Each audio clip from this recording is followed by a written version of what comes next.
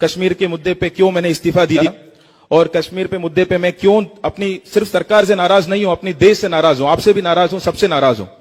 क्यों मैं नाराज हूं, ये चीज बताने के लिए मैं हर जगह जाता हूं, क्योंकि एक पूरी जो प्रदेश है वहां की आवाम की पूरी फंडामेंटल राइट्स, उनकी जो मौलिक अधिकार है, जितने भी राइट्स है, एक दिन सरकार ने डिसाइड कर लिया कि नहीं, हम इसके बाद इनको कोई भी फंडामेंटल राइट्स नहीं है। आज उनकी सुनवाई हो रही है सुप्रीम कोर्ट में 3 महीने के बाद, पर उस टाइम से आज लेकर वहां के जो फंडामेंटल राइट्स है, जैसे आप आके अब यहां पे बैठ रहे हैं, हम जिसे बात कर रहे हैं, आप मिलने का, फोन यूज करने का, लैंडलाइन यूज करने का, इंटरनेट यूज करने का, बाहर निकलने का, कई सारे लीडर्स तो अभी भी उनके डिटेंशन में है।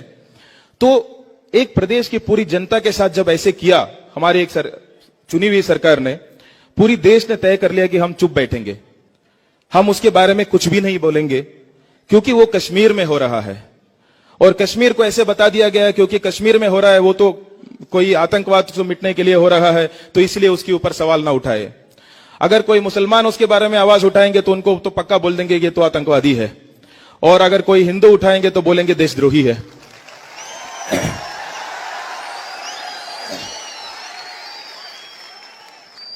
अपनी ही जनता के हक के लिए लड़ना कभी देशद्रोह नहीं हो सकता। इस देश में जब अपनी जनता की हक छीना जा रहा है और तब अगर आपने चुप बैठे हो तो मैं आपको देशद्रोही मानूंगा।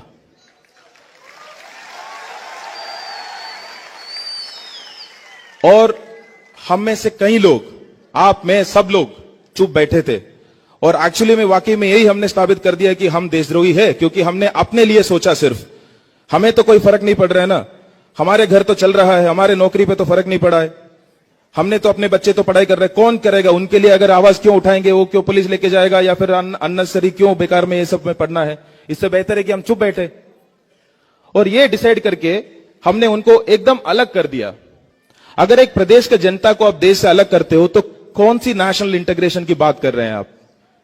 अगर देश एक है, अब आपके शरीर को मान लीजिए यहां पे कुछ चुभता है तो दर्द कहां होता है? अगर मान लीजिए आपकी उंगली में कुछ चुभा है, दर्द कहां होता है? यहां होगी ना। देश भी ऐसे ही है, अगर कश्मीर में चुभा है तो दर्द यहां होना चाहिए। अगर वो दर्द नहीं होता है तो हमें पूछना चाहिए, सोचना चाहिए कि हम जिसको देश समझ रहे हैं वाकई में देश है क्या?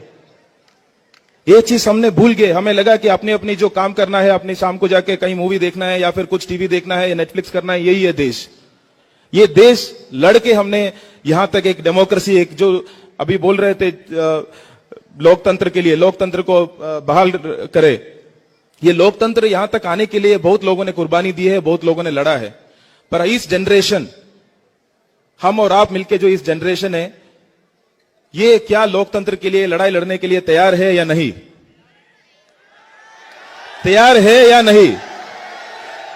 मैं पूछने का रीजन बताता हूं क्यों। क्योंकि लखनऊ गया इसी बात पे बात करने के लिए, कश्मीर के मुद्दे पे और फ्रीडम ऑफ एक्सप्रेशन, अभिव्यक्ति का जो स्वतंत्रता है सबके पास है, उस पे बात करने के लिए गया तो उधर के टाइम्स ऑफ इंडिया के फ्रंट पेज का न्यूज था।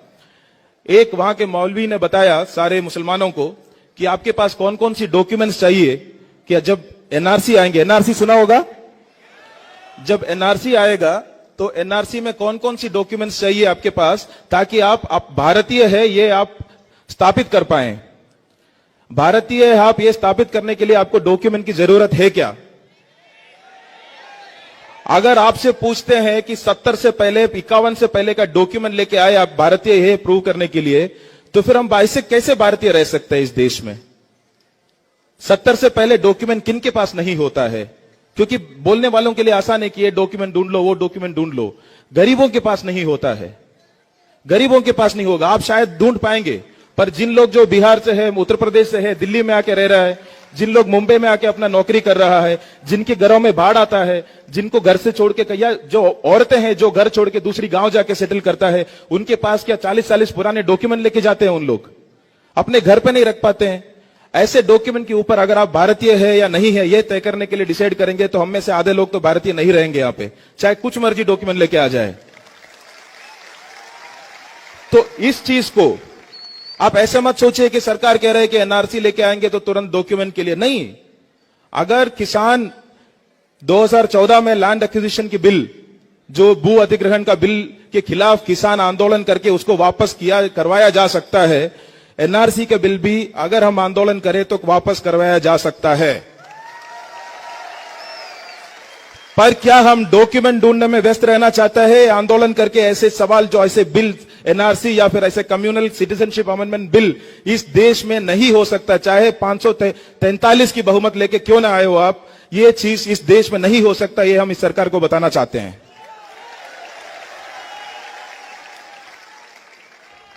ये करने के लिए सबसे बड़ी बात, महात्मा गांधी ने हमें बहुत कुछ सिखाया है। सबसे पहली बात यह सिखाया है, आप आंदोलन करना चाहते हैं तो दो चीज है। पहले तो सेल्फ डिसिप्लिन रहना आना चाहिए। डिसिप्लिन मतलब सामने वाले आपको कितना भी प्रोवोक करे, कितने भी आपको गाली दे, किसी भी तरीके से आपके ऊपर व्यवहार करे, आप वायलेंट नहीं होंगे, वायलेंट नहीं होंगे। इस चीज पे तालियां मैं चाहता हूं आपसे, क्योंकि हमसे कहीं गुना ताकतवर वाले ब्रिटिश से हमने आजादी बिना वायलेंट होते ही जीता है। बिना वायलेंट होके ही ये लड़ाई भी हम जीतेंगे जरूर।